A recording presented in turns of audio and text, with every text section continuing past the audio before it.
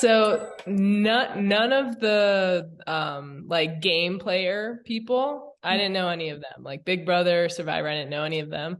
I only knew Ari because of his tumultuous season. And that was, yeah, so I knew of him, and then Brandy, of course, from Housewives, because Housewives is a guilty pleasure of mine. So Yeah.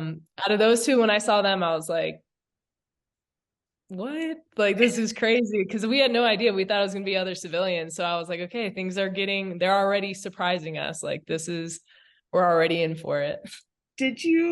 How did you approach them, if you approached them at all, since you had your own first impression of them through television? So we had a train ride in the very beginning of the show, and we all like got picked up at different spots, and the celebrities were the last to be picked up. So I was already sitting in a train seat next to Michael, and then there was two open seats across from me, and it ended up being Suri and Rachel. And so that's when we first started like getting to know everyone. So it was easy to like kind of start talking then.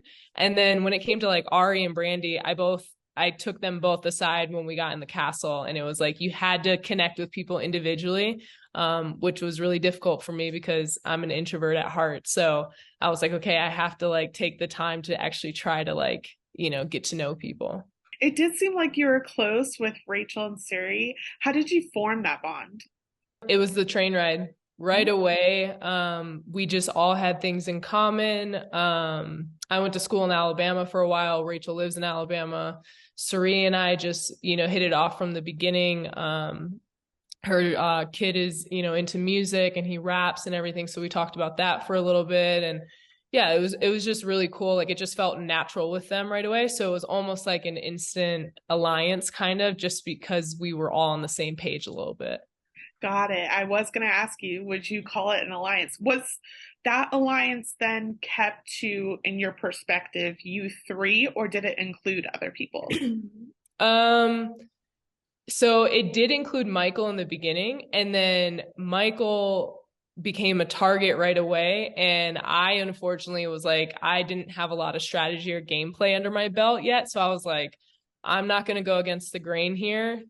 You're like, I didn't know what to do. And that was really hard for me. I remember I was crying on that episode, and everyone was like, why are you so emotional? It was because I broke that first day alliance by voting for him, and it was like the guiltiest I've ever felt. So I was like, okay, I can't do that again. Even though it's a game, I just felt so bad. So Michael was originally in it, and then I would say Rachel and Sari, we were all pretty tight until obviously we saw episode 8, and that's when things got a little crazy with Rachel. Rachel got you through that, but Mhm. what was the main factor of like, but I still gotta banish Rachel? So that whole, it was so hard. It was so hard. That whole day, I had been getting, I guess, just like other people chirping, like, it's maybe a woman. Like, I think it's Rachel. And like at that time too, Cody and Rachel were really going at it. Mhm. Um, and at that time, I had more information regarding like Cody and like how he was and everything, but I didn't really know too much of Rachel. And then that day, people started telling me how Rachel was on Big Brother. And so that was like chirping in my ear. And I was like, oh my God, is she playing me right now? Like, is she playing me? Obviously, I had her and Suri flopped. But so I went fully in on Rachel, like, oh yeah, she's for sure like, why, like, everybody else is telling me it's Rachel. It's got to be, her. Like, she's close to me. She's all these things that Suri was. Mhm. And I thought that Rachel was it. And then, like I said, when you have that much influence too around you and manipulation, Mhm. it's overwhelming, and that was a really, really difficult thing for me to do. Like I said, Michael and Rachel were my two toughest banishments. Just because I felt like so much remorse, Yeah. especially for Rachel stepping up. And I was really, really close to saying the safe word during that mission. And she was just screaming at me. She was like, "You're not going to give up. You're doing this for your kid. You're proving that you can get through this." Like, she was a Tony Robbins on steroids in that moment. Like, yeah, it was she just, I will forever hold that in my heart, because like I don't think I'll ever go through an experience like that again. And if I do, I promise you Rachel will pop up on my shoulder like telling me I can get through it. So yeah, that was a really difficult night for sure. Have you been able to speak with her since then? Oh yeah, I immediately after the game ended, I was like, Rachel, it was Suri. Like, it was Suri. And she was like, I know. And I was like, I'm so sorry for, coming at you so hard and everything. And like, we just immediately, it was just like, it's a game, like we're out of that reality now. Like we're back to our real world. And yeah, she understood, but it was very difficult. Got it. In the beginning, you said that you plan to take people by surprise by being analytical as a creative. Do you think you followed through on that? I'm gonna say that aged well, didn't it? For me, because I am an introvert, I've always been an observer. I've always been one who sits back and like takes in, and then I'll contribute if I feel like I have something, I don't know, productive to contribute. So I don't know, like, I think that a lot of people think that I coasted through this. They didn't show. I had conversations with everybody every single day. Like I made sure that I was honest with people. People could trust me. Like everybody came to me when it came to like what they were thinking. And for me, that was my game, right? Is to be honest to these people and feel like I am the thing that they can trust, the one person that they can trust in this castle. So I don't know. I stand by the way I played. I'm proud of the way I played, like I said, because being an introvert, I don't really go out of my way to make connections with people. It's just difficult for me, a lot of social anxiety. So to put myself out there and like make those connections with those people and be able to make it all the way to an end in a brand new game, like that to me, like I feel like I played a really good game because I wasn't voted for once in banishment. I was never even brought up for murder, like on either side. So it's like that shows you from whether I was with traitors or with faithfuls, like both sides were able to trust in me. So that to me meant a lot. Absolutely. You're definitely a social player, even being an introvert, which I am. So I was happy to see that as like, that's a big, yeah, big kudos for you. I think a big thing too that we saw someone say, well, Andie's not a traitor. Like that's all you need right there to like get through. Yeah. Next question I have for you is that the Traitors did something that I haven't seen on a reality show yet. When someone uses they them pronouns, it's announced a certain way. The person usually goes through their identity. Where for you, it was really a catch it or you miss it. How Yeah. did you feel about this approach? That's a good question. um, you know, I think in the beginning it almost bothered me in the fact because I thought maybe people were playing it safe. And I would have appreciated like just having it in the lower third because when the show first came out, I was misgendered on social media all over. And that was more detrimental to me. Like I took the time to go on this show and, I feel like I sacrificed a part of me to do that in a sense and be representation that I didn't see on TV. And I'm not saying that I took that upon myself and this was like some big, mission of mine. It just happened to work out that way. And regardless, there is a sense of responsibility for representing a community. I have multiple communities, being Black, trans, queer, like there's a lot of things, So for me, I felt like it could have been a missed opportunity for them. But at the same time, I received so many messages of people loving that I was just existing. And that's the goal overall, right? Like it's just for us to just be seen as human and to exist and coexist.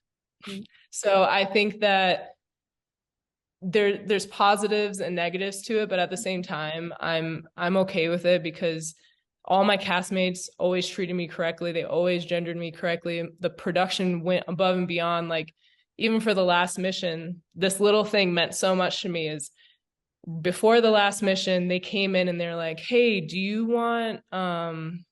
prefer a female wetsuit or do you prefer a male wetsuit? And I was like, just like even just that little thing just gave me so much comfort to be like, okay, they actually care. Like they care what like how I want to like my dysphoria, like all these things. So yeah, it was always a really supportive production. So I think that's kind of, yeah, I'm just happy that I'm existing and people are seeing that I'm existing and they're like, oh wait, if they catch on to it, that's awesome, and if not, then they can look me up on social media and see my pronouns. Someone talked about Reza wearing expensive shoes and therefore he didn't need the prize money. Other celebrities in the cast defended Reza, but what's your perspective? And did you talk about this with the other cast members? So that was a big drama thing the first couple of days of filming for sure. But at the end of the day, like I know it's easy like for people to say, oh, was it like civilians versus celebrities? And like in a sense, there was like well, who deserves this more? But when you start doing that, like you really got to dig into people's lives and like everybody's there for a reason, Like we don't know, even though Reza has expensive shoes on, like I don't know his financial status, you know what I mean? None of us know that information. We're all there to play a game. So for me, it was like it didn't really, I don't know, it was never like I deserve this because of, the Mhm. lifestyle that I live or like that just was never something for me. Mhm. But I understood how other people felt about it for sure. Like how could you not, It was kind of, I'm not gonna lie, it was kind of like I feel like a good portion of the civilians were like, forget them, but it's just kind of like at the end of the day, they also treated us a little bit differently in the beginning too, Mhm. like, and I think I'll speak for myself, like it was intimidating to be in a space with them because they had already been through this in some sort. So I felt like they just kind of already knew the deal and Mhm. we were all just kind of like, we're guinea pigs right now. Like, I don't know. So I can understand other people, but it never bothered me to like motivate me to be like, let's vote and banish all the celebrities. What was going through your mind when you realized the finale is coming down to you, Quentin, Suri, and Ari?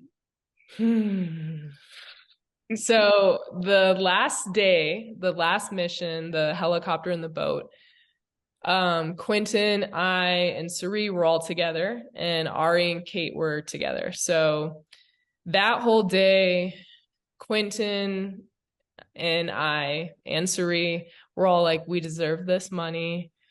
We're gonna get to the end. Quentin had just told Suri that they were also expecting a child. They all knew that I was expecting a child. So it was very cut, like concrete that we all three were going to go to the end and split the money.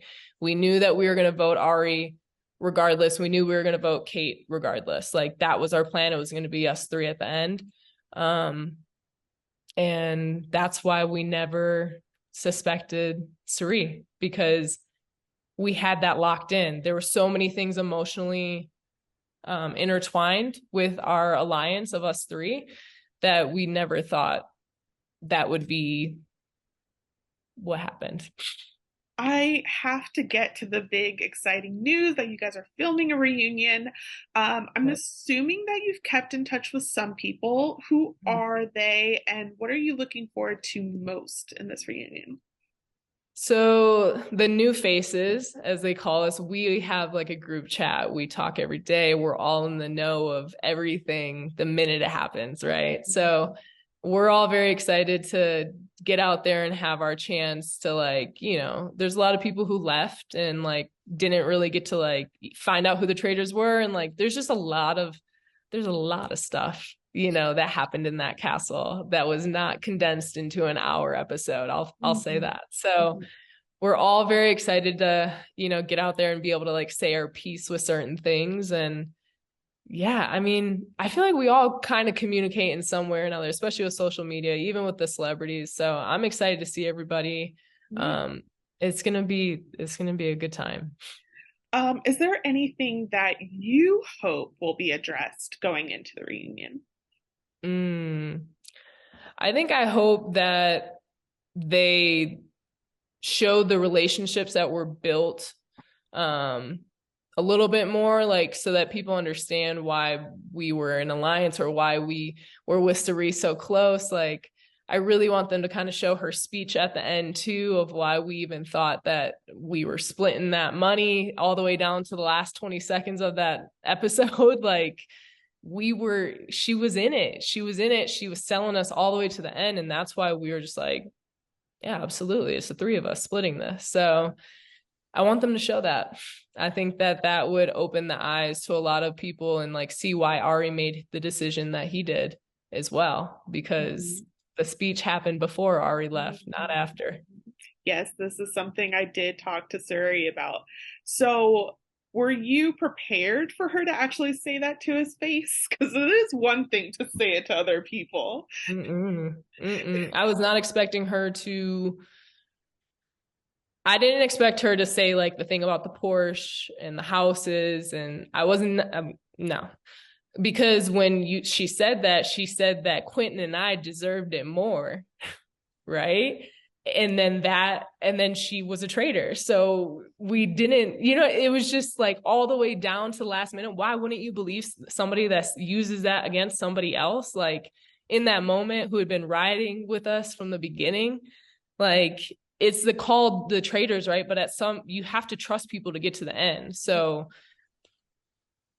yeah, we thought that he was just it. We thought, especially after that situation and she called him out, like we were like, oh my God, Serene knew he was a traitor this whole time and probably just wasn't able to tell us because the last day we filmed, we were sequestered. We didn't get to like talk a lot either. So that also added to the confusion. We just got brought into roundtables without barely any gameplay or like talking. So yeah, I want them to bring up the speech or maybe show the whole clip. That would be some good TV. Would you come back to the Traitors if given the chance? I would, but I feel like people would banish me right away. Why? Because I feel like people like they are automatically either a traitor because of what happened to me in the first season, or they are, I don't know, like a threat because they know that I can, kind of go in between and like be there for everybody. So I would love to do it again. I would hate to do a bug mission again. I'm going to put that in a contract, like no bugs. That's fair. But no, I think it would be fun to do like an all-star version of Traitors for sure. The cast, I'll say this, the new faces, they are such good people, and I really wish that everyone could have connected with them and got their story and got to know them, because honestly, my castmates are doing some amazing things in their everyday life. And I would just say try to reach out and connect with the other people of the cast because they are amazing humans.